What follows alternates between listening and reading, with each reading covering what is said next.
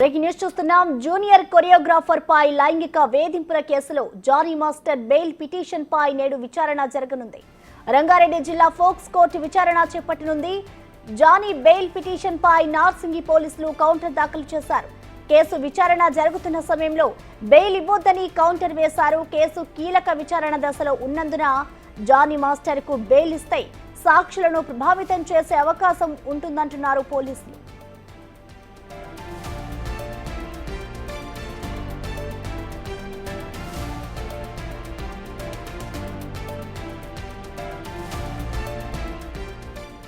పోలీసులు Johnny master ను మరోసారి కస్టడీకి కోరే అవకాశాలున్నాయా? ఆయన నుంచి పోలీసులు కావాల్సిన సమాచారం పూర్తిగా పొందారా అనేది తెలియాల్సి ఉంది. రంగారెడ్డి జిల్లా కోర్టు జానీ బెయిల్ పిటిషన్ ను కొట్టివేసిన వెంటనే జానీ మాస్టర్ పై కోర్టుకు వెళ్లే అవకాశాలున్నట్టు తెలుస్తోంది. ఫోక్సో చట్టం కింద జానీ మాస్టర్ అరెస్టు కావడంతో బెయిల్ అంత ఈజీగా వచ్చే అవకాశాలు లేవని న్యాయ నిపుణులు చెబుతున్నారు.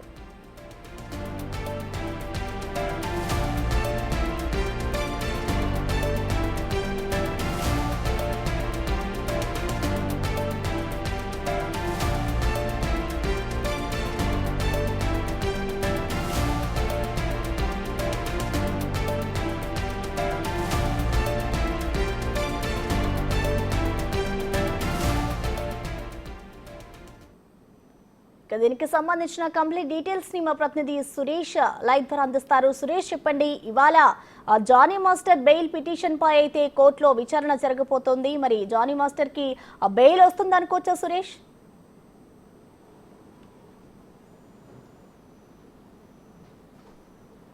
నార్సింగ్ పోలీస్ స్టేషన్లో కేసు నమోదై అరెస్ట్ అయ్యి కస్టడీ కూడా పూర్తయింది కాబట్టి బెయిల్ ఇవ్వాలంటూ కూడా జానీ మాస్టర్కి సంబంధించిన న్యాయవాది వాదించబోతున్నారని తెలుస్తుంది. ఎందుకంటే ఆయనకి బెయిల్ ఇవ్వాలి, ఈ కేసులో తన పాత్ర లేకుండా పోలీసులు అరెస్ట్ చేశారు కాబట్టి ఖచ్చితంగా బెయిల్ మంజూరు చేయాలని చెప్పేసి కూడా పిటిషన్ వేశారు. ఈ పిటిషన్ పైనే పోలీసులు కూడా కౌంటర్ దాఖలు చేయాలని చెప్పేసి రంగారెడ్డి జిల్లా పోక్సో కోర్టు ఆదేశించడంతో పోలీసులు కౌంటర్ దాఖలు చేశారు. ఈరోజు విచారణ జరగనుంది. ఇరువురు వాదనలు విన్న తర్వాత న్యాయమూర్తి నిర్ణయం తీసుకునే అవకాశం కనబడుతుంది. అయితే జానీ మాస్టర్ అడ్వకేటు కోర్టులో వాదనలు వినిపించబోతున్నారు. ఎందుకంటే కస్టడీ కూడా 4 రోజుల పాటు కస్టడీ పూర్తయింది.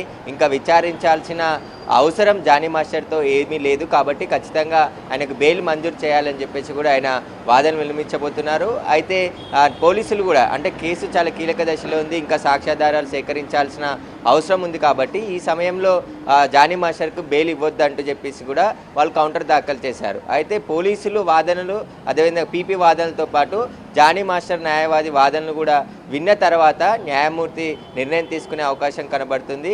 ఈ పోక్సో యాక్ట్తో పాటు రేప్ కేసు ఇవన్నీ కూడా నాన్ బెయిలబుల్ సెక్షన్స్ ఉన్నాయి కాబట్టి ఆయనకి బెయిల్ ఇవ్వకూడదు అని చెప్పేసి కూడా పోలీసులు గట్టిగా వాదనలు వినిపించే అవకాశం కనబడుతుంది. దీనికి సంబంధించి మరికొద్ది సేపట్లోనే రంగారెడ్డి జిల్లా పోక్సో కోర్టుకు సంబంధించి వాదనలు జరగబోతున్నాయి. ఎందుకంటే ఉప్పర్పల్లి కోర్టులో జ్యుడిషియర్ పోక్సోకు సంబంధించింది లేదు కాబట్టి రంగారెడ్డి జిల్లా పోక్సో కోర్టులోనే ఈ కేసుకు సంబంధించి బెయిల్ పిటిషన్పై విచారణ మరికొద్ది సేపట్లోనే ప్రారంభం కాబోతుంది. మరోవైపు జానీ మాస్టర్కి సంబంధించి అనేక ఆధారాలు ఇప్పటికే నార్సింగ్ పోలీసులు సేకరించే ప్రయత్నం చేశారు. ఆయన 4 రోజుల పాటు కస్టడీలో విచారించి ఈ కేసుకు సంబంధించిన పూర్తి ఆధారాలని తీసుకునే ప్రయత్నం చేశారు. కానీ జానీ మాస్టర్ తాను ఏ తప్పు చేయలేదు, నేను అత్యాచారం చేయలేదు, నాపై కావాలని కేసు పెట్టారు, దీని వెనకాల ఎవరో ఉన్నారని చెప్పేసి కూడా ఆయన పోలీసులకి స్టేట్మెంట్ ఇచ్చినట్టు తెలుస్తుంది. ఆ జానీ మాస్టర్ కన్ఫెషన్ స్టేట్మెంట్ను కూడా పోలీసులు కోర్టుకు సమర్పించడం జరిగింది. దానికి సంబంధించి కోర్టు విచారణ అనంతరం బెయిల్ ఇస్తుందా లేదంటే రిమాండ్ ఆల్రెడీ ఈ నెల అక్టోబర్ 3 వరకు కూడా ఉంది కాబట్టి ఆ బెయిల్ మళ్ళీ రిమాండ్ పొడిగించే అవకాశం ఉందా అనేది కూడా తెలియబోతుంది. దీనికి సంబంధించి జానీ మాస్టర్ న్యాయవాది మాత్రం ఖచ్చితంగా బెయిల్ మంజూరు చేసే విధంగా వాదనలు వినిపించే అవకాశం కనబడుతుంది.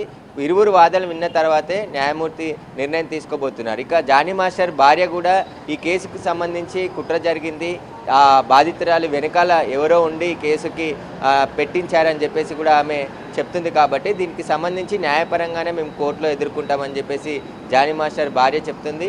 ఇక అత్యాచారం జరిగింది, తనకు మైనర్ ఉన్న సమయం నుంచే జానీ మాస్టర్ తనపై లైంగిక దాడికి పాల్పడ్డాడని చెప్పేసి బాధితురాలు ఫిర్యాదులో పేర్కొంది. ఆమె ఇచ్చిన ఆధారాలన్నిటిని కూడా కోర్టుకు సబ్మిట్ చేశారు పోలీసులు.